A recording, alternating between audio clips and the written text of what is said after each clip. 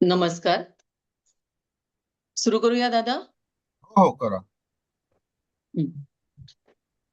नमस्कार, मी कीर्ती बोरोले, लेवा youth forum. आजचा आपलं भविष्यवेध 2026 या कार्यक्रमामध्ये नवीन माहिती घेऊन आलो आहोत. या माहितीची प्रस्तावना अशी आहे की लॉ कॉलेज मधून आपल्याला खूप छान गायडन्स मिळणार आहे. तर कार्यक्रमाची आपण आता सुरुवात करत आहोत. आदरणीय प्रमुख पाहुणे सौ केतकीताई पाटील, गोदावरी फाउंडेशन, लेवा युथ फोरमचे केंद्रीय कार्यकारिणी अध्यक्ष हर्षलदादा भंगाळे आणि इतर मान्यवर प्राध्यापक वर्ग, लेवा युथ फोरमचे सर्व पदाधिकारी, शैक्षणिक विभागाचे सर्व पदाधिकारी यांचे मी स्वागत करते. आलेल्या सर्व पालक आणि विद्यार्थ्यांचे सुद्धा स्वागत करते. कार्यक्रमाची सुरुवात करत आहोत. आपल्या सर्वांना माहिती आहे की भविष्यवेध 2026 या कार्यक्रमामध्ये लेवा युथ फोरम विविध क्षेत्रातील करिअर गायडन्स आपल्याला देत आहे. आता उद्याच 12वीचा रिझल्ट लागत आहे. मित्रांनो, म्हणजेच विद्यार्थ्यांनो, आपल्याला या सेशन्सचे खूप छान गायडन्स मिळतील आणि हे जे आपल्याला सेशन्स मिळाले आहेत हे खूप अनमोल ठरतील अशी मी आशा करते. कारण गोंधळलेला विद्यार्थी असतो, परंतु त्याला योग्य दिशा मिळाली तर त्याचं भविष्य अजून खूप काही चांगलं करू शकतो तो. तर हेच कार्य आपल्या सोबत असलेले सर्व प्राध्यापक वर्ग करत आहेत. आम्ही आपल्यासाठी प्रत्येक क्षेत्रातील संधी घेऊन येत आहोत. आतापर्यंत आपण इंजिनिअरिंग क्षेत्रातील संधी पाहिल्या आहेत. आज आपण नवीन काहीतरी बघणार आहोत, ते म्हणजे लीगल एज्युकेशन प्रोफेशन गायडन्स. आपल्या सोबत आहेत डॉक्टर नैना नितीन महाजन, प्राचार्य doctor Ulhas Patil, law college of Jalgaon. या आपल्याला खूप नवीन विषय घेऊन आले आहेत, ते म्हणजे लॉ मध्ये प्रवेश प्रक्रिया कशी असते, वकिली क्षेत्रातील करिअर संधी कशी असते, कायद्याचे शिक्षण आणि त्याचे महत्व, हे सर्व ते आपल्याला सांगणार आहेत.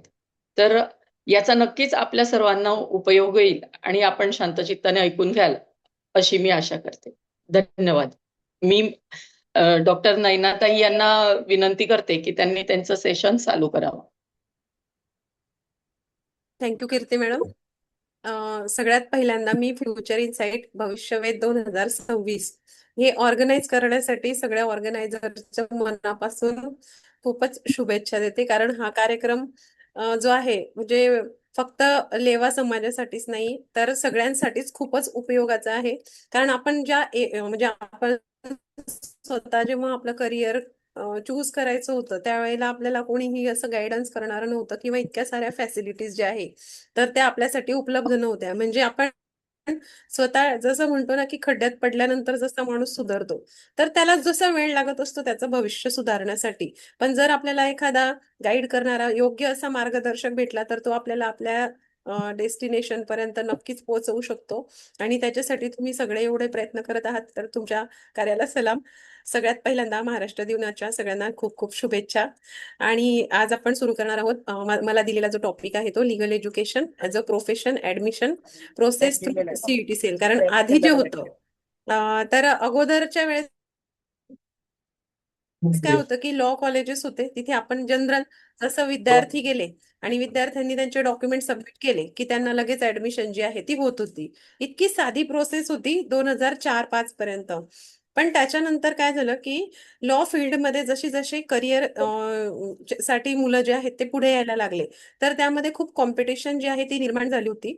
आणि मग महाराष्ट्र गव्हर्नमेंट जे आहे महाराष्ट्र गव्हर्नमेंटने त्या सेंट्रल सीईटी प्रोसेस आहे, तर ती प्रोसेस सुरू केलेली आहे की ज्या काही ऍडमिशन्स होतील लॉ साठी, म्हणजे लॉ या प्रोफेशनसाठी ज्याला ज्याला ऍडमिशन घ्यायची असेल तर त्याला सीईटी ही महाराष्ट्रामध्ये कंपल्सरी करण्यात आलेली आहे. प्रत्येक स्टेटचं एक वेगवेगळी एंट्रन्स एक्झाम जी आहे ती होत असते, पण आपल्या महाराष्ट्रासाठी आपण सीईटी सेल जी आहे ती महाराष्ट्र गव्हर्नमेंट जी आहे ती कंडक्ट करत असते. तर ह्या सीईटी सेलमध्ये तुम्हाला ज्या काही ऍडमिशन प्रोसेस आहे तर त्याची माहिती मी तुम्हाला आता या पीपीटीच्या माध्यमातून देणार आहे. मला इथे डॉक्टर उल्हास पाटील लॉ कॉलेजमध्ये मला आता 13 वर्ष झालेले आहेत. आणि मागच्या 4 वर्षापासून मी तिथे प्राचार्य म्हणून काम करत आहे. त्याच्या आधी मी असिस्टंट प्रोफेसर म्हणून या ठिकाणी काम करत होते. तर यामध्ये लिगल एज्युकेशन,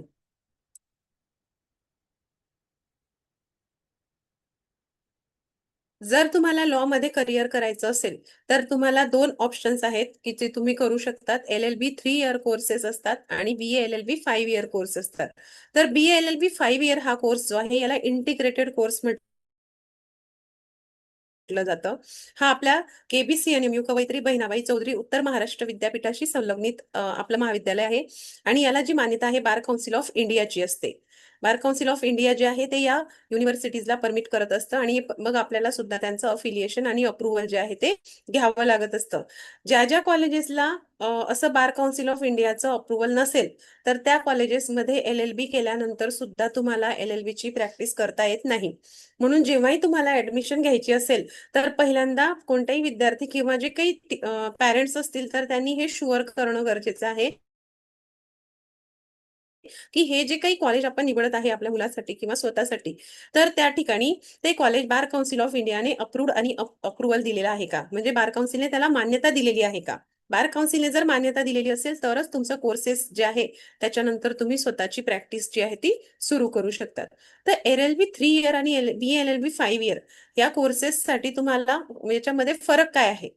तर LLB 3 इयर हा जो कोर्स आहे हा तुमचा आफ्टर ग्रॅज्युएशन एनी स्ट्रीम, तुम्ही कोणत्याही स्ट्रीम मधून ग्रॅज्युएशन करून आले तरी सुद्धा तुम्हाला LLB 3 इयरची एंट्रन्स एक्झाम देता येते आणि तुम्हाला LLB 3 इयरला ऍडमिशन जी आहे ती घेता येत असते. आणि BA LLB 5 इयर हा जो कोर्स आहे याच्यामध्ये BA आणि LLB म्हणजे पहिले 2 वर्ष जे असतात तुमचे ते BA चे सब्जेक्ट असतात, जसं political science, economics, English, computer यासारखे विषय तुम्हाला पहिल्या, तर ते तुमचे लॉचे विषय असतात जे तुमचे LLB 3 इयरला कॉमन असतात.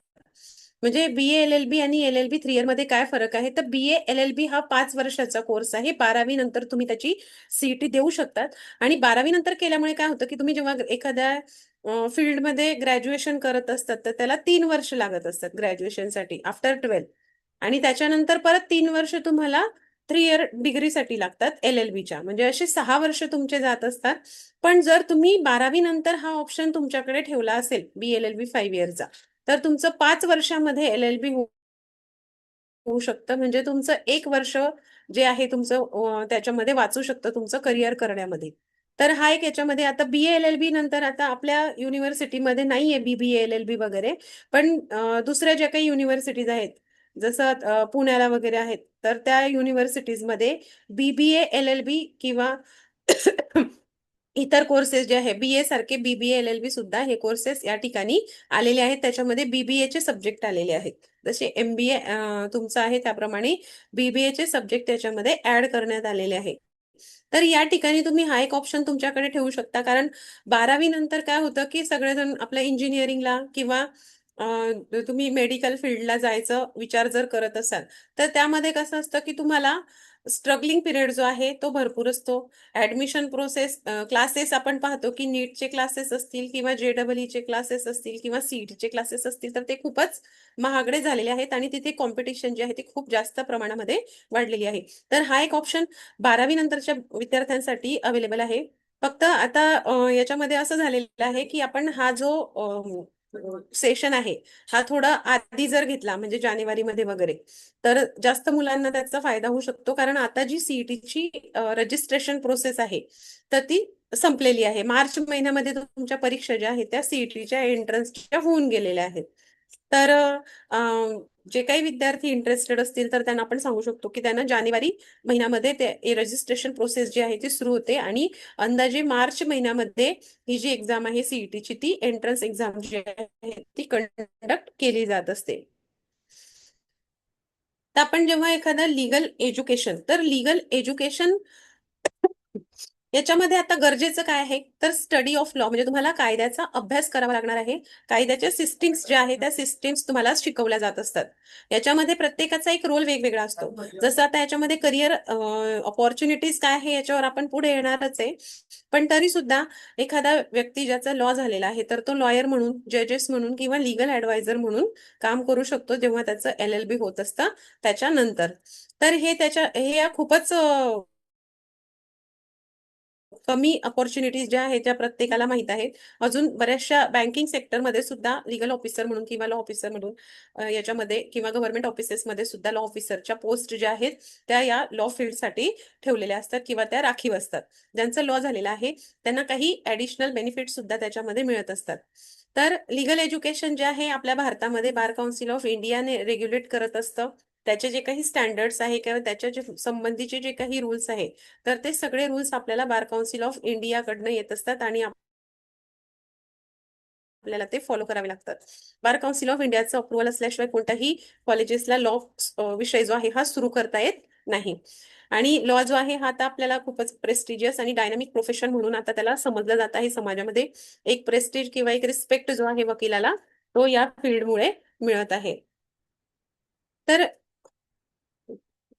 लॉ ॲज अ प्रोफेशन, तर जेव्हा आपण लॉ एक प्रोफेशन म्हणून आपण घेत असतो तर त्यावेळेला आपण काय काम करत असतो, तर आपण न्यायासाठी काम करत असतो किंवा समाजामध्ये जी काही व्यवस्था आहे त्या व्यवस्थेत संबंधी आपण काम करत असतो. याच्यामध्ये आपली जी काही अनालिटिकल थिंकिंग आहे, म्हणजे आपण कोणत्याही गोष्टीचं विश्लेषण करत चालत असतो. एखादा जेव्हा वकील असतो तर त्या वकिलाला काय करावं लागत असतं, कम्युनिकेशन करावं लागत असतं. जेव्हा त्याच्याकडे एखादा क्लायंट येत असतो त्याचे काय प्रॉब्लेम्स आहे, हे प्रॉब्लेम्स त्याला सगळे क्लायंटकडनं समजून घ्यावे लागत असतात की नेमकी त्याची केस काय आहे. तर असं म्हटलं जातं की the lawyer must be the master of facts. Facts म्हणजे काय, वस्तुस्थिती. जो क्लायंट तुमच्याकडे आलेला आहे तर तो क्लायंट तुम्हाला जी वस्तुस्थिती सांगत असतो तर त्या वस्तुस्थिती समजण्यासाठी तुमचं कम्युनिकेशन स्किल सुद्धा महत्वाचं आहे आणि म्हणूनच तुम्हाला लॉ प्री लॉ मध्ये कम्युनिकेशन स्किल्स हा एक सब्जेक्ट आहे ज्याच्यामध्ये इंग्लिशमध्ये हा सब्जेक्ट हा जो टॉपिक आहे तो ऍड केलेला आहे की तुम्ही कम्युनिकेट कसं केलं पाहिजे. तर ह्या सगळ्या गोष्टी, मग त्याच्यामध्ये नोटीस कशी फॉर्म केली पाहिजे, ड्राफ्ट कसा असला पाहिजे, ह्या सगळ्या गोष्टी ज्या आहेत या फील्डमध्ये तुम्हाला शिकवल्या जात असतात. नंतर आर्ग्युमेंट करावं लागत असतं. आपण पाहतो की न बोलणारा व्यक्ती कधीही एक वकील होऊ शकत नाही, कारण वकिलाला त्याची बाजू मांडावी लागत असते.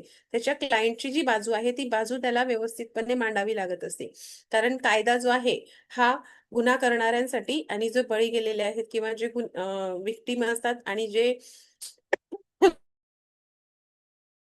गुन्हेगार असतात त्यांच्यासाठी कायदा एकच आहे. पण त्या कायद्याचं इंटरप्रिटेशन, त्याचा जो अर्थ आहे त्याच्यावरून त्या केसचं हार किंवा जीत जी आहे किंवा निकाल जो आहे तो ठरत असतो. असं नाहीये की तुमची विक्टिमसाठी वेगळा कायदा आहे आणि ज्याने गुन्हा केलाय गुन्हेगारासाठी वेगळे कायदे आहे. कायद्याची भाषा खूपच क्लिष्ट असते, खूपच लेंदी असते आणि जो कॉमन पर्सन आहे त्याला ती न समजणारी असते. म्हणून लॉ कॉलेजेससाठी किंवा लॉयर्ससाठी काही सामाजिक सुद्धा बंधनं जे आहेत ते दिलेली आहेत. ते सामाजिक बंधनांमध्ये असं आहे की जेव्हा एखादे हे असतील म्हणजे एखाद्या रुरल एरिया असेल, ग्रामीण भाग असेल, तर त्या ग्रामीण भागामध्ये जाऊन तुम्हाला लोकांना त्यांच्या अधिकारांबद्दल जागृत करायचं असतं. लोकांना त्यांचे अधिकार माहीत करून द्यायचे असतात. ज्या भाषेमध्ये त्यांना समजतील त्या भाषेमध्ये लॉ कॉलेजेसचे विद्यार्थी त्या ठिकाणी जात असतात आणि ते त्या समोरच्या व्यक्तींना एखाद्या पथनाट्यामधून किंवा एखाद्या स्पीच मधून किंवा त्यांना समजेल अशा बोली भाषेमधून ते लॉची माहिती जी आहे ती देत असतात. हा सुद्धा पार्ट जो आहे या लॉच्या विद्यार्थ्यांना करावा लागत असतो. कारण आपण सामाजिक बांधिलकी म्हणून आपल्याला समाजामध्ये सुद्धा जागरूकता निर्माण करणं गरजेचं आहे की लोकांना काय काय अधिकार दिलेले आहेत आणि त्या अधिकारांचा भंग जर होत असेल तर आपण काय करू शकतो, कोणत्या पद्धतीने आपण त्या ठिकाणी त्या अधिकारांचं संरक्षण जे आहे ते करू शकतो. आता याच्यामध्ये आपण म्हणतो की लॉयर्स जे आहे हे की रोल प्ले करत असतात लोकांच्या अधिकारांचं प्रोटेक्शन करण्यासाठी. याचं मुख्य एक्झाम्पल जे आहे ते आपल्याला माहिती आहे, डॉक्टर बाबासाहेब आंबेडकर ज्यांनी आपली घटना लिहिलेली आहे, संविधान लिहिलेलं आहे. भारताचे संविधान हा भारताचा सर्वोच्च कायदा आहे. म्हणजे कोणताही कायदा जर असेल भारतामधला तर त्याला भारताच्या संविधानाशी सुसंगत राहावं लागतं. भारताच्या संविधानाने जे काही दिलेले अधिकार असतील त्याच्याशी विसंगत जर कोणी काही कायदा केलेला असेल तर त्या कायद्याला असंविधानिक असं डिक्लेअर केलं जात असतं आणि तो कायदा बनू शकत नाही किंवा लोक त्याला सपोर्ट करत नाही. उदाहरणार्थ आपण पाहिलं असेल की पंजाबमध्ये वगैरे जे कृषी कायदे आलेले होते, शेतकऱ्यांसाठी जे कायदे आलेले होते, तर शेतकऱ्यांनी त्याला अपोज केल्यामुळे ते कायदे सरकारला मागे घ्यावे लागले होते. तर इतकं महत्व आपल्याकडे संविधानाचं आहे, कारण हा सर्वोच्च कायदा आहे आपल्या इंडियाचा. यामध्ये आता आपण जेव्हा लॉ फील्ड संबंधी बोलणार आहे तर 5 इयर इंटिग्रेटेड कोर्स जो आहे तर त्यामध्ये आता 12वी नंतर जे कोर्सेस आता आलेले आहेत, BALLB हा कॉमनली सगळीकडे असणारा कोर्स आहे. पण आता नवीन 2-3 वर्षामध्ये BBA LLB आणि BCom LLB असे नवीन ऍडिशनल इंटिग्रेटेड कोर्सेस जे आहे ते सुरू करण्यात आलेले आहेत. 3 इयर कोर्स जो आहे हा आफ्टर ग्रॅज्युएशन कोर्स असतो. तुम्ही कोणत्याही फील्डमधून, तुम्ही फार्मसी असेल, मेडिकल असेल, इंजिनिअरिंग असेल, कोणत्याही फील्डमधून आलेले असाल तरी सुद्धा तुम्हाला लॉची CET देऊन तुम्हाला 3 इयर LLB साठी ऍडमिशन जी आहे ती घेता येते. त्याच्यानंतर तुमच्याकडे आहे की हे UG झालं, अंडर ग्रॅज्युएशन झालं. आफ्टर ग्रॅज्युएशन तुम्ही मास्टर ऑफ लॉ करू शकता, तुम्ही लॉ मध्ये मास्टर डिग्री घेऊ शकता आणि त्याच्यानंतर तुम्ही लॉ मध्ये PhD सुद्धा करू शकता. तर LLM मास्टर डिग्री झाल्यानंतर जेव्हा एखादा जज, कारण LLB झाल्यानंतर तुम्ही 3 वर्षाची प्रॅक्टिस केल्यावर ज्युडिशियरीमध्ये जाऊ शकता. ज्युडिशियल मॅजिस्ट्रेट फर्स्ट क्लास म्हणजे प्रथम वर्ग न्याय दंडाधिकारी. ज्युडिशियरीचे फायदे भरपूर आहेत. ज्युडिशियरीला खूप म्हणजे सॅलरी म्हटली किंवा त्यांचे राहण्याचे किंवा त्यांचे जे काही इतर जे काही सुविधा त्यांना मिळत असतात तर त्या खूपच जास्त आहेत. त्यामुळे आपण हा सुद्धा एक करिअर म्हणून खूप चांगला ऑप्शन आपल्या विद्यार्थ्यांकडे आहे. आताच आपल्याकडे लॉ मधले भारती ढाके मॅडम आहेत आणि वसंत ढाके सर आहेत. तर त्यांचा मुलगा जो आहे तर प्रसाद ढाके, तर त्याने आता JMFC ची आहे ती एक्झाम पास झालेला आहे तो आणि त्याची आता अपॉइंटमेंटची प्रोसेस जी आहे ती सुरू आहे. तर ही आपल्यासाठी खूप म्हणजे अभिमानाची बाब आहे की आता लेवा पाटील समाजातील लोक सुद्धा ज्युडिशियरीकडे वळत आहे किंवा सरकारी वकील किंवा या इतर क्षेत्रांमध्ये सुद्धा भरपूरशा आपल्याला करिअरच्या संधी ज्या आहेत त्या आलेल्या आहेत. तर LLM झाल्यानंतर मास्टर डिग्री जेव्हा तुम्ही लॉ मध्ये करता आहे तर आपल्या कवयित्री बहिणाबाई चौधरी उत्तर महाराष्ट्र विद्यापीठामध्ये लॉ हा जनरल आहे. पण बाकीचे जे इतर युनिव्हर्सिटीज आहेत त्याच्यामध्ये क्रिमिनल लॉ मध्ये तुम्ही मास्टर डिग्री करू शकतात, कॉन्स्टिट्युशनल लॉ मध्ये करू शकतात, लेबर लॉ मध्ये करू शकतात. अशा वेगवेगळ्या फील्ड दिलेल्या आहेत की ज्याच्यामध्ये तुम्ही तुमचं मास्टर्स जे आहे ते कम्प्लीट करू शकतात. आणि मास्टर डिग्री झाल्यानंतर तुम्ही PhD परस्यू करू शकतात आणि PhD झाल्यानंतर किंवा तुम्ही LLM झाल्यानंतर नेट किंवा सेट, नेट म्हणजे नॅशनल एलिजिबिलिटी टेस्ट जी आहे तर त्यामध्ये तुम्ही असिस्टंट प्रोफेसर साठी रिक्वायरमेंट असलेली ही एक परीक्षा आहे. जसं याच्यासाठी नीट आहे डॉक्टरच्या याच्यासाठी. तर असिस्टंट प्रोफेसर म्हणून जर तुम्हाला लॉ कॉलेजेसमध्ये किंवा युनिव्हर्सिटीजमध्ये अपॉइंटमेंट करायची असेल तर तुम्हाला LLM झाल्यानंतर नेटची एक्झाम द्यावी लागत असते आणि ती नेट एक्झाम किंवा सेट एक्झाम म्हणजे स्टेट कंडक्ट करत असतं ती इलिजिबिलिटी टेस्ट. तर स्टेट असेल तर फक्त महाराष्ट्रातल्या लॉ कॉलेजेसमध्ये तुम्हाला असिस्टंट प्रोफेसर म्हणून अप्लाय करता येतं. पण जर नॅशनल एंट्रन्स टेस्ट तुम्ही इलिजिबिलिटी क्रायटेरिया जर तुम्ही पास केला असेल तर तुम्ही भारतातल्या कोणत्याही लॉ कॉलेजमध्ये असिस्टंट प्रोफेसर म्हणून या ठिकाणी अपॉइंटमेंट तुमची होऊ शकते किंवा तुम्ही त्या पोस्टसाठी इलिजिबल आहेत. आता ही आपण पाहणार आहे बेसिक जी तुमची लॉच्या फील्डमध्ये येण्यासाठीची टेस्ट आहे. तर it is conducted by the state common entrance test cell, त्याला आपण CET सेल म्हणतो. ती महाराष्ट्र गव्हर्नमेंट जी आहे ती कंडक्ट करत असते. इतर प्रोफेशनल कोर्सेससाठी सुद्धा तीच सेल जी आहे ती ही एंट्रन्स टेस्ट जी आहे ती कंडक्ट करत असते. तर लॉ कॉलेजेसच्या CET साठी सुद्धा महाराष्ट्र CET सेल जे आहे ते काम करत असते. ही जी ऍडमिशन प्रोसेस आहे तर ती ऑनलाईन मोडमध्ये होते. तुम्हाला रजिस्ट्रेशन सुद्धा ऑनलाईनच करायचं आहे. सगळे डॉक्युमेंट तुमच्याकडे 10वी 12वी म्हणजे जर तुम्हाला 12वी नंतर घ्यायचं असेल तर 12वी नंतरच्या BA LLB साठी जर ऍडमिशन घ्यायची असेल तर तुम्हाला 17 नंबरचा फॉर्म भरून 12वी केलेलं चालत नाही. त्यासाठी तुम्हाला रेग्युलर मोडमध्ये 10+2 म्हणजे 10वी+2 म्हणजे 11वी आणि 12वी असं क्रायटेरिया त्याच्यासाठी दिलेला आहे. आणि 45% मार्क्स जे आहे ते ओपन कॅटेगरीसाठी, 42% आणि 40% कॅटेगरी वाईज डिस्ट्रीब्युशन जे आहे ते दिलेलं आहे. त्यावेळेस तुम्ही त्यासाठी इलिजिबल जे आहे ते होत असतात. 3 इयरसाठी तुम्हाला ग्रॅज्युएशन मध्ये सगळ्या वर्षांच्या मार्कशीट्स ज्या आहे तुमच्या लागत असतात. म्हणजे फक्त फायनल इयरची मार्कशीट न लागता तुम्हाला फर्स्ट इयर पासून ऑल मार्कशीट्स लागत असतात. त्याच्यानंतर तुम्हाला त्याचं कन्व्हर्जन सर्टिफिकेट करावं लागतं. म्हणजे सगळ्यांची ऍग्रीगेट मार्क्स तुम्हाला काढून द्यावे लागतात आणि त्याला कन्व्हर्जन सर्टिफिकेट म्हटलं जातं. या सगळ्या जे डॉक्युमेंट्स आहे हे सगळे डॉक्युमेंट्स तुम्हाला स्कॅन करून ठेवायचे असतात आणि ते स्कॅन केलेले डॉक्युमेंट तुम्हाला रजिस्ट्रेशनच्या वेळेस अपलोड करायचे असतात. तर हजारो विद्यार्थी जे आहे दरवर्षी ही परीक्षा जी आहे ते देत असतात. तर या प्रोसेससाठी तुमचे जे ऑफिशियल CET पोर्टल आहे त्याच्यावरती तुम्हाला ऍप्लिकेशन्सची डेडलाईन रजिस्ट्रेशनची असते जानेवारी ते मार्च. अप्रॉक्सिमेटली जानेवारी महिन्यापासून मार्च महिन्यापर्यंत असतात आणि एक्झाम जी आहे तर ती मे मध्ये अप्रॉक्सिमेटली दिलेली असते. पण ती ह्यावेळेस एप्रिलमध्येच झालेली आहे म्हणजे लवकर झालेली आहे. तर आपण असं म्हणू शकतो की जानेवारी फेब्रुवारीमध्ये रजिस्ट्रेशन प्रोसेस करायची आणि मार्च किंवा एप्रिलमध्ये आपल्याला एक्झाम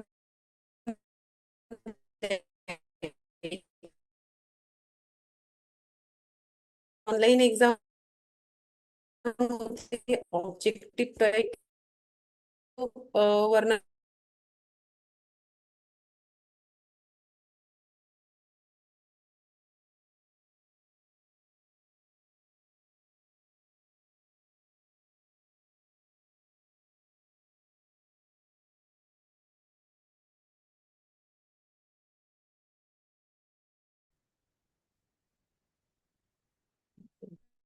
मी परत शेअर करते.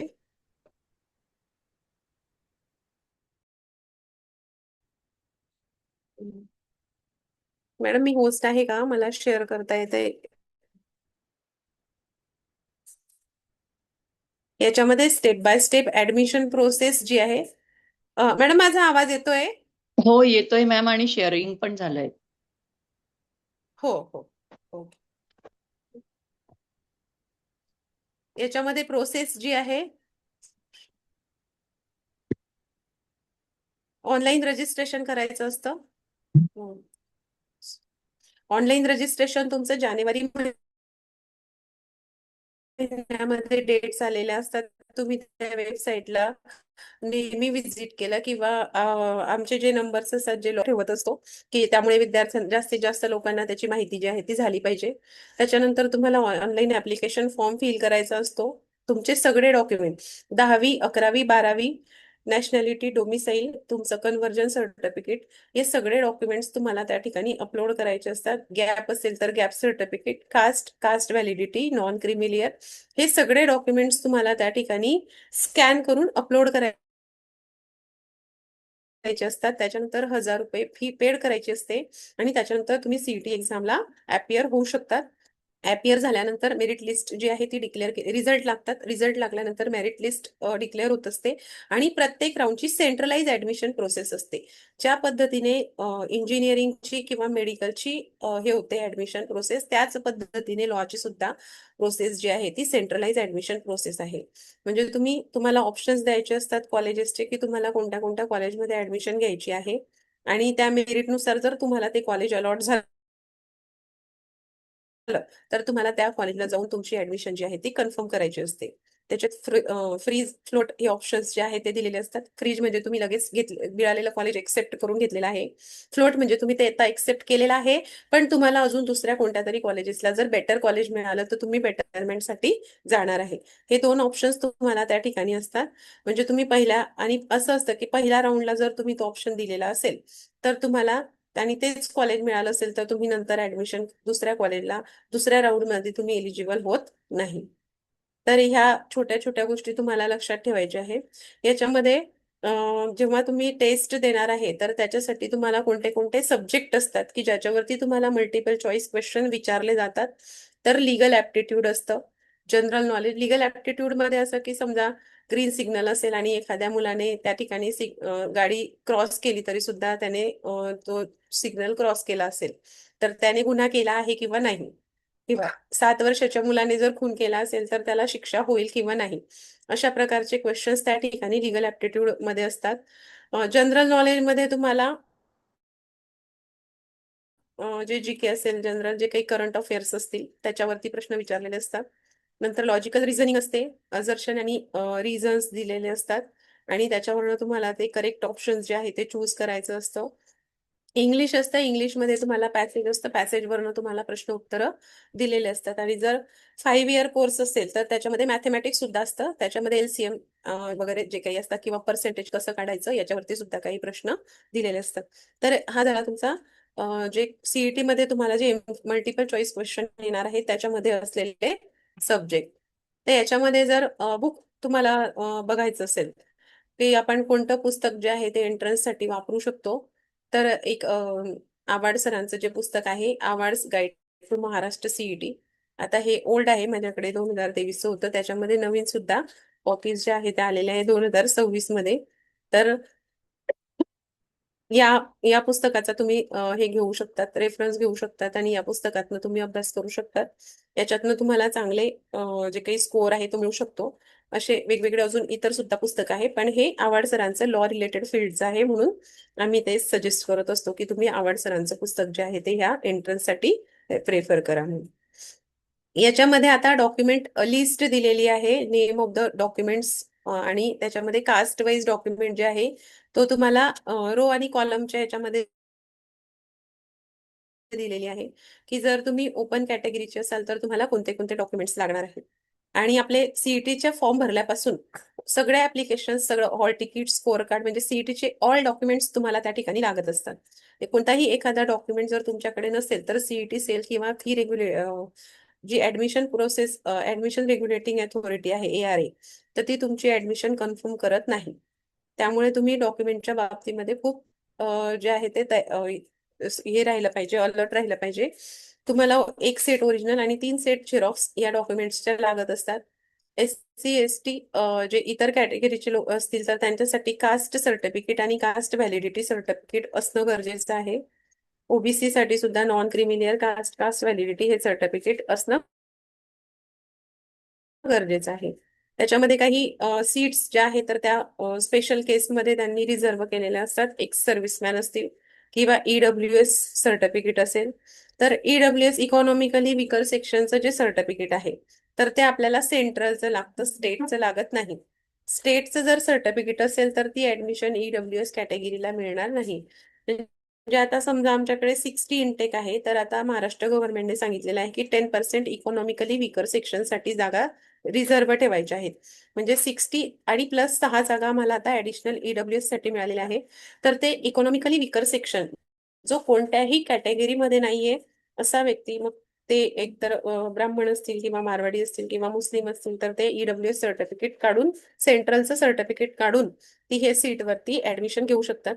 याचं जे काही मेरिट असतं ते सुद्धा खूपच लो असतं, तर त्यामुळे हा एक बेनिफिट सुद्धा ज्या विद्यार्थ्यांना घ्यायचा असेल तर ते घेऊ शकतात की EWS सर्टिफिकेट वरती त्यांना जी काही सीट आहे तर ती मिळू शकते. कारण EWS सीट साठी असा रूल आहे की जर EWS कॅन्डिडेट नाही मिळाला तर कॉलेजेसला ती सीट रिकामी ठेवावी लागते. त्याच्यासाठी कोणत्याही इतर कॅन्डिडेटला ती कॅटेगरी आपल्याला देता येत नाही.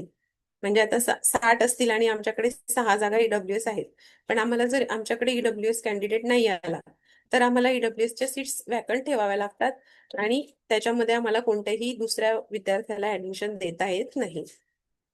तर हे झालं सगळं डॉक्युमेंटरी तुम्हाला काय काय लागणार आहे ते.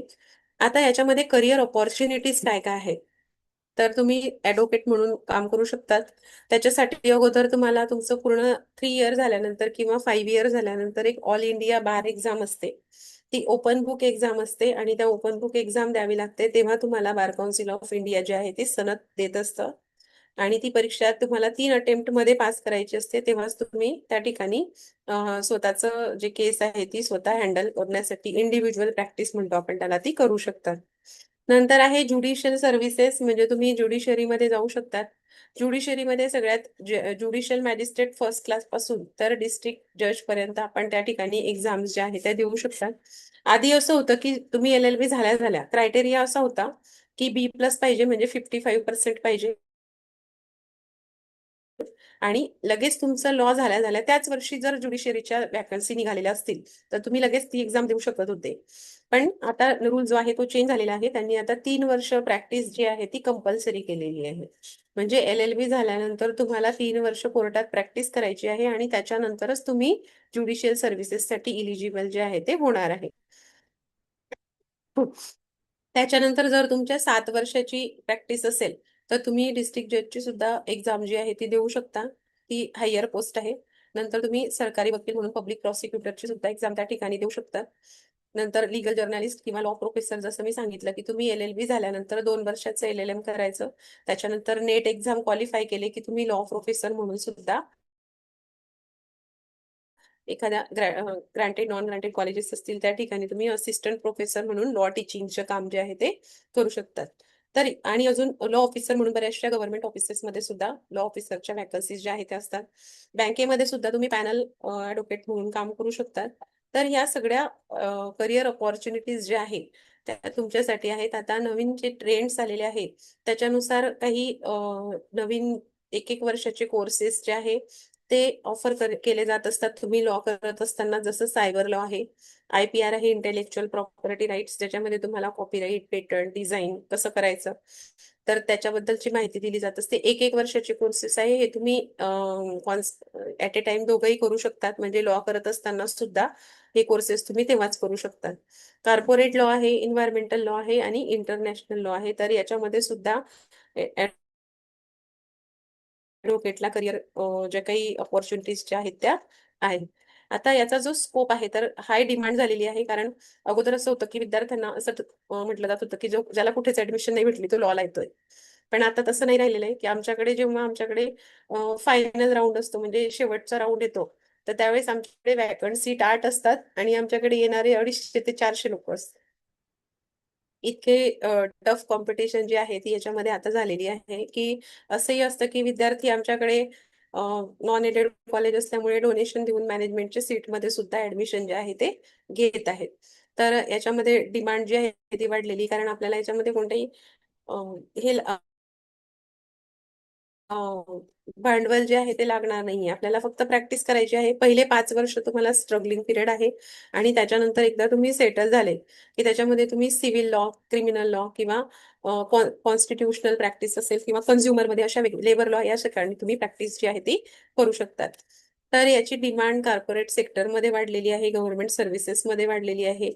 याच्या ऑपॉर्च्युनिटीज ज्या आहेत तर त्या इंडिया आणि अब्रॉडमध्ये सुद्धा वाढलेल्या आहे. लिगल अवेअरनेस करण्यामध्ये सुद्धा याचं महत्व जे आहे ते भरपूर आहे. आता याचे ऍडव्हान्टेजेस काय आहेत?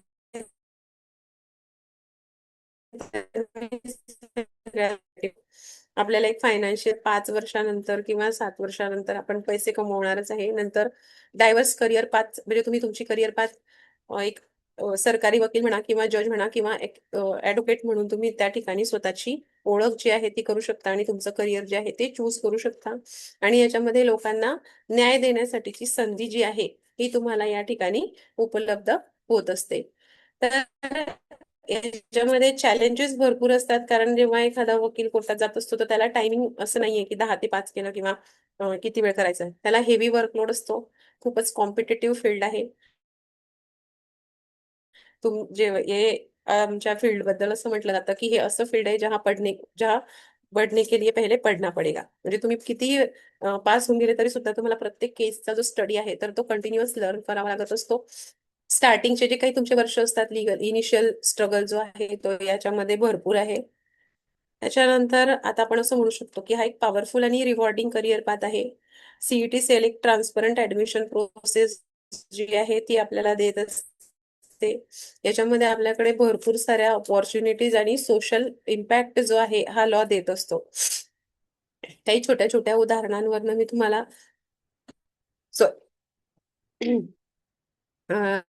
लॉ का इम्पॉर्टंट आहे ते हे करते की लॉ जो आहे तर इग्नोरन्स ऑफ लॉ म्हणजे तुम्हाला जर लॉ माहीत नाहीये तर तुम्ही याचा एक्सक्यूज घेऊ शकत नाही किंवा बचाव हा होऊ शकत नाही. कारण काय की हे एक लॅटिन वाक्प्रचार आहे. जसं आपल्याकडे म्हणी असतात तसं आहे. जर तुम्ही करत असाल तर तुम्ही कोर्टासमोर किंवा न्यायालयासमोर किंवा पोलिसांसमोर जाऊन सांगू शकत नाही की मला हा कायदा माहित नव्हता आणि म्हणून माझी स्वतःची सुटका तुम्ही करून द्या. कारण काय की कायदा एकदा अधिकृतपणे लागू झाला कायदा तर त्याचं काय होतं प्रत्येक नागरिकाला तो माहित आहे असं गृहीत धरलं जात असतं. आपण पाहतो की कोणताही कायदा जर लागू केला तर त्याचं ऑफिशियल गॅझेटमध्ये नोटिफिकेशन जे आहे ते येत असतं आणि त्याला त्या ठिकाणी डिक्लेअर केला जात असतो म्हणजे प्रत्येक नागरिकाला तो माहित आहे. जरी लोकांना माहित नसता तरी सुद्धा हे प्रिझ्युम केलं जातं गृहीत धरलं जातं. कारण काय की मला कायदा माहित नाही असं जर कारण आपण धरलं ग्राह्य धरलं तर काय होईल प्रत्येक गुन्हेगार तेच सांगेल की मला माहित नव्हतं म्हणून मी हे केलेलं आहे. आणि म्हणून आपल्या समाजामध्ये कायदा आणि सुव्यवस्था राखण्यासाठी आणि जबाबदारी निश्चित करण्यासाठी हे तत्व जे आहे हे अत्यंत महत्वाचं आहे. आता उदाहरणार्थ जर आपण घेतलं की तुम्ही नो पार्किंग झोन मध्ये गाडी लावली आणि पोलिसांनी ती गाडी त्या ठिकाणी पकडली असेल ट्रॅफिक पोलिसांनी. आता तुम्ही असं नाही म्हणू शकत तिथे की मला इथे माहित नव्हतं की इथे नो पार्किंग आहे. त्याचा जो काही दंड आहे तो तुमचा फाईन घेतला जाणार आहे. त्यामुळे तुम्ही मला माहित नाही हे कारण इथे चालणार नाहीये. किंवा इन्कम टॅक्सशी रिलेटेड जर एक्झाम्पल घेतलं तुम्ही की एखाद्या व्यक्तीने 5 वर्ष इन्कम टॅक्स ITR रिटर्नच भरलेलं नाहीये. तर तो व्यक्ती असं बचाव करू शकतो का की नाही मला हा नियम माहित नव्हता. तर तसं नाहीये म्हणजे याच्यामुळे काय होत आहे की चोरी करणे आता कायद्याचं ज्ञान आहे. चोरी करणं गुन्हा आहे हे माहिती नव्हतं असं म्हणेल एखादा चोर जर त्याने चोरी केलेली असेल तर. म्हणून असं आहे की तुम्ही जे काही तत्व आहेत कायदे आहेत तर ते आपल्याला माहीतच पाहिजे. आणि ऍटलिस्ट आपल्याला आपल्या संविधानाने दिले आपण पाहू शकतो की आता आपल्या समाजामध्ये ज्या काही गोष्टी होत आहेत किंवा आपल्या आजूबाजूला ज्या ज्या गोष्टी होत आहेत तर त्याच्यावरनं आपल्याला कायदा माहीत असणं किती गरजेचं आहे. आता स्त्रियांना मंदिरामध्ये प्रवेश बंदी करण्यात आलेली होती. याच्या संबंधी आपल्याला माहित असेल की शनी शिंगणापूर मंदिराची केस आहे किंवा सबरीमाला केस आहे जी केरळमधली अयप्पा मंदिरातली आहे. तर त्याच्यामध्ये 5 ते 50 सॉरी 10 ते 50 वर्ष वयोगटातील ज्या महिला होत्या त्यांना त्या ठिकाणी मंदिरात प्रवेश दिला जात नव्हता. तर त्या ठिकाणी आपल्याकडे भारतीय संविधानाने आपल्याला जो राईट टू रिलिजन दिलेला आहे म्हणजे धर्म स्वातंत्र्याचा अधिकार दिलेला आहे किंवा आपल्याला समानतेचा अधिकार दिलेला आहे. तर त्यावरून हायकोर्टाने आपल्याला त्या ठिकाणी सर्व महिलांना मंदिरात जाण्याची परवानगी जी आहे तर ती दिलेली आहे. शनी शिंगणापूरच्या चौथऱ्यावरती जिथे आपल्याला जाता येत नव्हतं तिथे सुद्धा आपल्याला आता परवानगी देण्यात आलेली आहे. हा फक्त एका धर्माशी रिलेटेड नाहीये. तर आता जसं मुस्लिम धर्म असेल मुस्लिम धर्म असेल तर त्या मुस्लिम धर्मातील स्त्रियांसाठी सुद्धा काही ज्या अ, अधिकार आहेत तर ते अधिकार त्या ठिकाणी त्यांना देण्यात आले आहे. उदाहरणार्थ आपण पाहतो आहे की मुस्लिम समाजामध्ये ट्रिपल तलाक ही जी प्रथा होती तर ही खूपच इलिगल अशी प्रथा होती. तर त्या प्रथेमध्ये सुद्धा एक सायरा बानू म्हणून जी महिला होती तर त्या महिलेने सुप्रीम कोर्टामध्ये केस दाखल केल्यानंतर ट्रिपल तलाक म्हणजे तिहेरी तलाक ज्याला 3 वेळा तलाक तलाक तलाक म्हटलं तर त्यांचा तलाक होऊन जात होता म्हणजे त्यांचा घटस्फोट होत होता. तर याच्यावरती आता कायदा बनवण्यात आलेला आहे आणि ट्रिपल तलाक जर कोणी देत असेल तर त्याच्यासाठी 3 वर्षाची शिक्षा जी आहे ती देण्यात आलेली आहे. त्याच्यानंतर आपण पाहतो आहे की आता आपल्याकडे हरीश राणा म्हणून केस झालेली आहे ज्याच्यामध्ये तो मुलगा जो होता तर तो एक मरणासन्न अवस्थेमध्ये होता कितीतरी वर्षांपासनं. तर त्याला मरण म्हणजे दयेचा अर्ज मरण म्हणजे मरण्यासाठी तो हायकोर्ट आणि सुप्रीम कोर्टामध्ये त्यांनी दयेचा अर्ज केलेला होता की हा व्यक्ती जिवंत असूनही मेल्यासारखाच आहे तर त्याला त्या ठिकाणी मरण्याची परवानगी देण्यात यावी. तर ह्या ज्या आपल्या आजूबाजूला ज्या होणाऱ्या गोष्टी आहेत तर आपल्याला जर लॉ माहीत असेल तर आपण त्या गोष्टींचा आपल्या लोकांना आपण अवेअर करू शकतो. अजून आपल्याकडे जी महत्वाचा लॉ आलेला आहे तो आहे कामाच्या ठिकाणी होणारा लैंगिक अत्याचार. उदाहरणार्थ आता TCS ची कंपनी आहे नाशिक मधलं खूप चालू असलेलं प्रकरण आहे. त्याच्यामध्ये अँटी कन्व्हर्जन म्हणजे त्यांना मुस्लिम धर्मामध्ये कन्वर्ट होण्यासाठी सुद्धा त्यांच्यावरती फोर्सफुली केलं जात होतं. त्यांनी बऱ्याचशा इंटरनल कंप्लेंट कमिटी तर इंटरनल कंप्लेंट कमिटी अंतर्गत ज्या काही तक्रार समित्या आहेत त्या का आलेल्या आहेत, तर त्याच्यासाठी सुद्धा लॉच कारणीभूत आहे. कारण जेव्हा एखाद्या महिला कामाच्या ठिकाणी काम करते आहे, तर तिला काम करताना जर असा काही प्रॉब्लेम येत असेल तर ती त्या कमिटीकडे तिची कंप्लेंट जी आहे ती करू शकते आणि तिला त्या ठिकाणी तिचा जो अधिकार आहे तो भंग होण्यापासून वाचवलं जाऊ शकतं. तर अशा प्रकारचे जे आपल्या आजूबाजूचे उदाहरणं आहेत, तर त्या उदाहरणांवरून सुद्धा आपण लॉचं इम्पॉर्टन्स आपल्या आयुष्यामधलं बघू शकतो. नंतर आपल्याला आपल्या भारतीय संविधानाने जे काही अधिकार दिलेले आहेत, तर कमीत कमी आपल्याला आपले अधिकार तरी माहीत असले पाहिजे, की आपल्याला समानतेचा अधिकार आहे, आपल्याला व्यक्ती स्वातंत्र्य दिलेलं आहे, आपल्याला बोलण्याचा अधिकार दिलेला आहे, आपल्याला धर्म स्वातंत्र्याचा अधिकार आहे. आणि जर हे सगळे अधिकार कोणी भंग करत असेल, कोणताही अधिकार भंग करत असेल, तर आपण त्याला कोर्टामध्ये जाऊन एन्फोर्स करू शकतो. त्याच्यासाठी सुद्धा आपल्याला संविधानामध्ये तरतूद जी आहे ती दिलेली आहे. तर या प्रकारच्या गोष्टी आपण आपल्या आजूबाजूच्या लोकांना लॉ करण्यासाठी अ, आपण तयार करू शकतो, एनकरेज करू शकतो त्यांना, की तुम्ही लॉ फील्डमध्ये तुम्हाला खूप करिअर आहे आणि एक सोशल सर्व्हिस सुद्धा त्याच्या माध्यमातून होत असते. फ्री लिगल एड म्हणजे ज्या व्यक्तींकडे स्वतःकडे पैसे नाहीयेत, तर ते सुद्धा कोर्टामध्ये लिगल एड सर्व्हिसेस अथॉरिटीज असतात त्यांच्याकडे जाऊन स्वतःचा बचाव करण्यासाठी वकील जो आहे त्यांना लावून दिला जात असतो सरकारच्या पैशांनी. तर ह्या गोष्टी बऱ्याचशा लोकांना माहीत नसतात. तर ह्या अवेअरनेस जो आहे हा समाजामध्ये जर झाला, तर आपण बऱ्याच जणांना या दृष्टीने मदत जी आहे ती करू शकतो. नंतर आपण अनवधानाने खूप साऱ्या चुकीच्या गोष्टी किंवा ज्या लिगली व्हॅलिड नाही अशा गोष्टी करत असतो. उदाहरणार्थ आता मालेगावला 3-3.5 वर्षाची मुलीवरती रेप झालेला होता. तर बऱ्याच जणांनी व्हॉट्सअप स्टेटसला लावलेलं होतं की या मुलीला न्याय द्या, त्या मुलीचं नाव वगैरे दिलेलं होतं, तिचा फोटो दिलेला होता. तर लॉ मध्ये अशी तरतूद आहे की जी काही विक्टीम असतात तर त्यांचं पीडित असतात त्यांचं नाव किंवा त्यांचा फोटो जाहीर करणं हा एक गुन्हा आहे आणि त्याच्यानुसार तुम्हाला शिक्षा जी आहे ती होऊ शकते. तसंच कलकत्त्याला जी मेडिकल कॉलेजमध्ये आरजी कार हॉस्पिटलमध्ये त्या एका डॉक्टरचा रेप करून जो मर्डर झालेला होता, त्यावेळेस सुद्धा बऱ्याच जणांनी त्या डॉक्टर्सचे फोटो आणि नावं जे आहे ते डिस्क्लोज केलेले होते. तर अशा गोष्टी आपल्याकडनं अनावधानाने सुद्धा होऊ नये म्हणून आपल्याला लॉ माहीत असणं खूप गरजेचं आहे.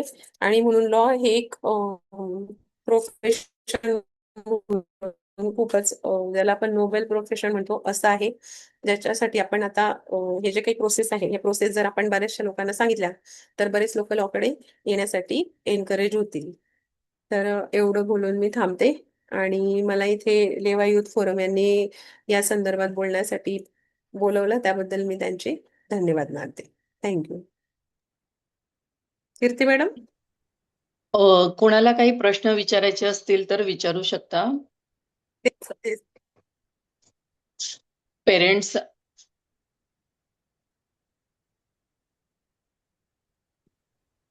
हॅलो. हा, बोला ना दादा.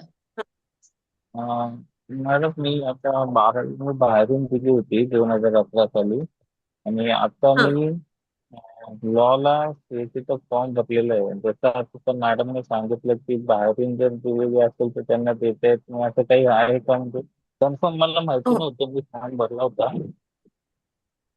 नाही, बाहेरून भरलेलं असेल सर तर त्याला 17 नंबरच्या फॉर्म वाल्यांना ऍडमिशन प्रोसेस जी आहे ती कंप्लीट होत हा. नाही त्यांची. 10वी+2 12वी असं त्यांनी हे आणलेलं आहे. किंवा मग त्यांना शाळेकडनं असं एक सर्टिफिकेट आणावं लागतं की आम्ही याचे रेग्युलर विद्यार्थी होतो असं. एक शाळेच्या लेटर हेड वरती लिहून आणावं लागतं. तशी एक ऍडमिशन आम्ही आता केली होती. पण सीईटीच्या रूल प्रमाणे तसं करता येत नाही. पण आपण कसं काहीतरी वाटा त्याच्यामधनं काढत असतो. तर तुम्हाला काही नाही ऍडमिशन प्रोसेस मध्ये जर काही प्रॉब्लेम आला पण तर तुम्ही मला केव्हाही फोन करा. ओके, ठीक आहे. पण मग कसं कॉन्टॅक्ट करता येईल तुम्हाला? मी माझा नंबर मॅडमकडे देऊन ठेवते. मॅडम शेअर करून देतील ग्रुपला. मॅडम आपल्या फ्लायरवर नंबर नाहीये का माझा? तुमचा कॉन्टॅक्ट नंबर नाही टाकलाय कारण तुम्हाला परमिशन घ्यावी लागेल ना आम्हाला तुमची, की आपण नंबर देऊ शकतो का एक तुमचा असं. हा एक मी इथेच इथेच हे करून टाकते. हं. जर असं असेल मॅडम 12वी बाहेरून वाल्यांना जर असं काही नियम असेल तर मग तो हं. फॉर्म ते लोक भरून का घेत असतील? Logical sir place. असं आहे की सीईटी सेलची म्हणजे एक्झाम जे कंडक्ट करणारी जी काही हे आहे संस्था आहे, हा. एक्झाम कंडक्ट करणारी जी काही यंत्रणा आहे ती वेगळी असते. ऍडमिशन प्रोसेस ऍडमिशन देणारी ही यंत्रणा वेगळी असते. आणि म्हणून ते फक्त ते त्यावेळेस तुमचे फॉर्म भरून घेतले जातात आणि पूर्ण डॉक्युमेंट व्हेरिफिकेशन जे आहे at the time of admission तुमचं होत असतं कॉलेजेसला. आणि जर कॉलेजेसने त्याच्यामध्ये काही त्रुटी असताना तुम्हाला ऍडमिशन दिली तर कॉलेजेसला फाईन लावला जात असतो. म्हणजे मग त्यांनी पूर्ण जबाबदारी कॉलेजेसवरती टाकलेली आहे. मग आता 2011 नंतर मॅडम मी मध्ये काहीच असं एज्युकेशन घेतलेलं नाही, तर एवढं मला मग गॅप सर्टिफिकेट द्यावं लागेल का आता? नाही तुम्ही म्हणजे तुमचं फक्त 12वी झालेलं आहे ना बाहेरून? हा, 10वी नंतर मी 12वी पण बाहेरून दिली आणि ऍक्च्युली माझं टेक्निकल फील्ड आहे. मी ITI वगैरे झालेलो, आता जॉबला आहे मी. पण असं वाटलं की हम्म, हम्म. आता करावं म्हणून, तर मी ते भरला हा, होता. हो. आता कसं आहे ना, तुमचे सगळे डॉक्युमेंट बघितल्यानंतरच मी ते तुम्हाला त्याच्यावरती काही सांगू शकते ओके. की तुमच्या अच्छा. त्याला आपल्याला काय ऑप्शन्स आहेत किंवा आपण काय करू शकतो ऍडमिशन मिळायलाच पाहिजे याच्यासाठी. अजून एक प्रश्न होता मॅडम. जे आपल्याला इन्कम नॉन क्रिमिनल सर्टिफिकेट द्यायचंय, ते कधी द्यायचंय आता? नॉन क्रिमिलियर म्हणजे तुम्हाला ऍडमिशन. अपलोड करायचं असतं आणि ऍडमिशन झाल्यानंतर तिसऱ्या राऊंडच्या शेवटच्या दिवसापर्यंत तुम्हाला ते अपलोड करायचे असतात डॉक्युमेंट. ओके, पण CETच्या वेळेस आम्हाला काही मागितलं नव्हतं ते नॉन क्रिमिनलच्या वेळेस. नाही, तुम्हाला ते सीईटीच्या वेळेस नाही. आता ते जेव्हा डॉक्युमेंट व्हेरिफिकेशन कॉलेज लेवलला होत असतं ना, हा हा हा. त्यावेळेस ते आम्हाला डॉक्युमेंट सबमिट करावे, म्हणजे तुम्ही आमच्याकडे सबमिट करतात कॉलेजेसला. आणि नसेल हम्म. तर मग आम्ही अंडरटेकिंग घेतो की तिसऱ्या राऊंडच्या शेवटच्या दिवसापर्यंत तुम्ही ते आम्हाला आणून द्याल. मॅडम, एका प्रश्नाचं उत्तर हवं होतं. आता मी जिथे जॉबला आहे ना, आता गव्हर्नमेंटने आय थिंक फॉर्म 16 बंद केलाय.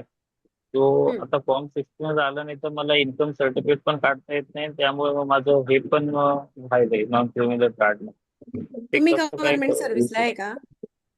हो, मी सेमी गव्हर्नमेंट म्हणजे हेल्थ हा, बेस्ट मग मध्ये आहे जर मी. तुम्ही आता ते विषय आला म्हणून सांगते की जर तुम्ही सर्व्हिसमध्ये असाल तर तुम्हाला तुमच्या डिपार्टमेंटचं एनओसी लागत असतं, नो ऑब्जेक्शन अच्छा, ओके. सर्टिफिकेट, की लॉ मग ते करायला कॉलेजला गेल्यावर सांगतील का म्हणजे आम्हाला ते? आमची काही हरकत नाही. Okay okay. काय हे नाही, पण मला ते नाही, तिथे नॉन कॉलेजेसला नाही, क्रिमिनलचं द्यावं तुम्हालाच अर्ज लागेल. करावा लागेल तुमच्या डिपार्टमेंट. हा, डिपार्टमेंटला तर मी नाही ना, मग करेल. तुम्ही पण तुम्हाला नॉन क्रिमिलियर जर नाही दिलं तर तुम्ही ओपन मध्ये फॉर्म भरा ना. तुम्ही कॅटेगरीचा बेनिफिट घेऊच नका. ते केव्हा अच्छा. लागतं आपल्याला, जेव्हा आपण एखादी कॅटेगरीची सीट आपल्यासाठी घेणार आहे हा त्यावेळेस. हा हा. हा, पण आता आपण OBC मध्ये मोडतो ना, हा, तर मग म्हणून मी तुम्ही बघत होतो की त्याच्यातून जर झालं तर. नाही, त्याच्यात तुम्ही ऑप्शन म्हणून तुमचं ओपन आणि ओबीसी असं तुम्ही कन्वर्ट करू शकता. तुमच्या अच्छा, ओके. फॉर्मला एडिट करता येतं तुम्हाला. ठीक आहे, ठीक आहे. हो, हो. मॅडम, एक रिक्वेस्ट आहे की जसं आता तुम्ही म्हणालात की याच्या एंट्रन्स एक्झामचे फॉर्म जानेवारीमध्ये भरले जातात आणि मार्च महिन्यामध्ये एक्झाम होते. तर हम्म. आपल्याला म्हणजे आम्हाला सेशन घ्यायला थोडं लेट झालं असं. परंतु हे आपलं पहिलं वर्ष असल्यामुळे आपण काही गोष्टी मिस केल्यात, काही गोष्टी गेन केल्यात. तर मी रिक्वेस्ट करते तुम्हाला की डिसेंबरमध्ये आपण पुन्हा सेशन लावलं तर चालेल ना? म्हणजे चालेल ना, चालेल, काही प्रॉब्लेम नाही. कारण ऍडमिशनच्या आधी आणि म्हणजे ते हो, फॉर्म भरण्याच्या आधी जर मुलांपर्यंत हा संदेश गेला की हो. तुम्ही आता फॉर्म भरण्याची वेळ आहे, तर नक्कीच बरेच मुलं त्या बरेच गोष्टीकडे पण विद्यार्थी. वळतील, ज्यांचं तुम्ही पर्सनॅलिटी पण एक्सप्लेन केली की ज्यांना कम्युनिकेशन स्किल आहे, पुन्हा ज्यांची डिबेट करण्याची क्षमता आहे, हे असे बरेच मुलं ह्या गोष्टीकडे वळू हो, शकतात अजूनही. म्हणजे बऱ्याच जणांना त्याचा फायदा पण होईल. हो, हो. चालेल ना, पण तुम्ही सांगा, मी तुम्हाला एक वेळेस रजिस्ट्रेशन फॉर्म सुरू झाले की मी तुम्हाला हम्म. कॉन्टॅक्ट करते की मॅडम हे सुरू येस झालेले मॅम. आहेत, आपण एखादं हो, सेशन घेऊन. चालेल चालेल. अतिशय सुंदर, उपयुक्त आणि प्रेरणादायी सेशन झालंय मॅडम आपलं, कारण बऱ्याच गोष्टी आम्हालाही माहिती ताई, नव्हत्या, एक विचारू त्या का मी? गोष्टी तुम्ही सांगितल्यात. बोला ना अं, सर. हॅलो. मी राहुल बडे म्हणून बोलतोय. हा बोला ना सर. मी मी आहे ऍक्च्युली इंजिनिअरिंग कॉलेजमध्ये प्रोफेसर आहे. मला जसं आमच्या इंजिनिअरिंग फील्डमध्ये सीईटी आणि जेडब्ल्यू अशा 2 प्रोसेस असतात, हम्म. तसं लॉ मध्ये पण काही आहे का? स्टेट लेवल आणि सेंट्रल लेवलच्या काही वेगवेगळ्या ऍडमिशन्स असतात का?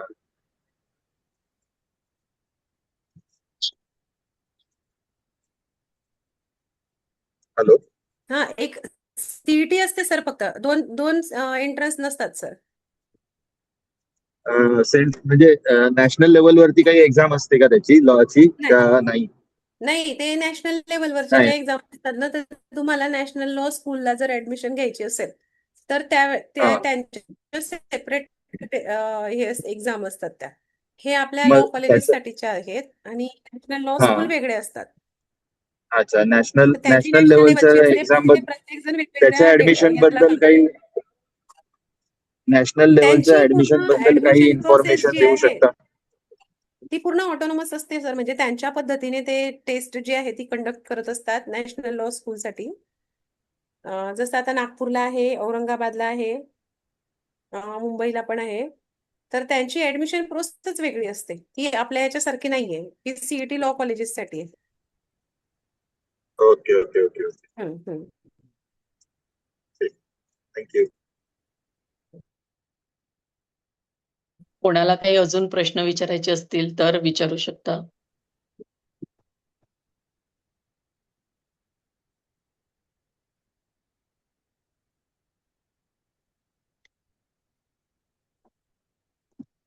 सेशन थांबवूया का मग? मॅडम तुम्हाला जर समजा कोणाला वाटलं असेल काही ऍडमिशन संबंधी, तर माझा नंबर दिला तरी काही प्रॉब्लेम नाही. हो मॅम, मी चालेल. आता पीपीटीवर पण हे कारण केलेलं आहे ना. हो हो, ज्यांना कोणाला इन्क्वायरी करायची असेल त्यांना मी तुमचा नंबर देते. आणि म्हणजे बऱ्याच गोष्टी क्लिअर झाल्या आज की LLB साठी काय काय लागतं, आणि पूर्ण तुमचं अकॅडमिक इयरचं पूर्ण वेगळंच आहे.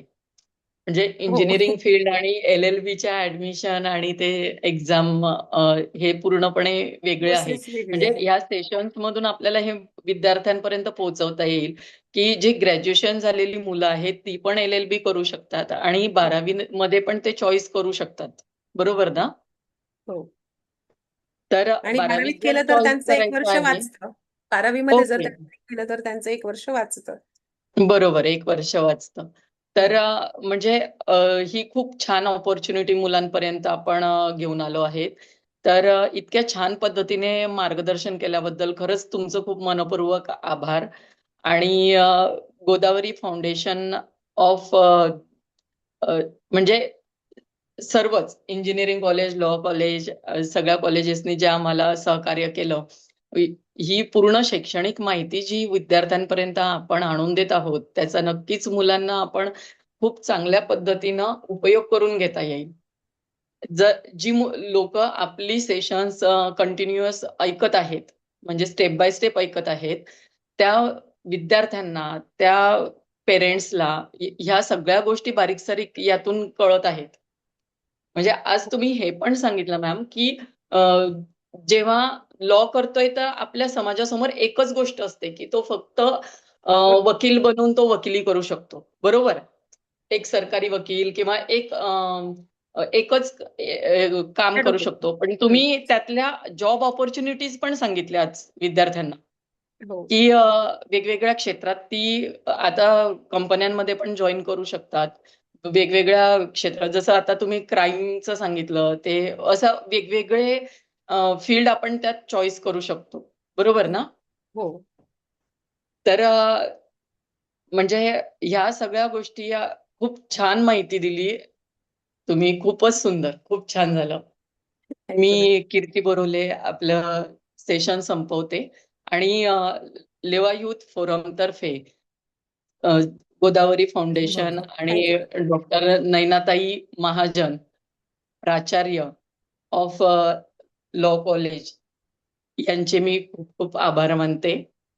आमचे हर्षलदादा जावळे, सर्व पदाधिकारी, अ, आमचे लेवा युथ फोरमचे अध्यक्ष हर्षलदादा वंगाळे आणि शैक्षणिक विभागाचे पदाधिकारी यांचे सर्वांचे मी मनःपूर्वक आभार मानते. एवढे बोलून मी आपलं सेशन संपवते. Thank you. Thank you, thank you ma'am. Madam. Thank you.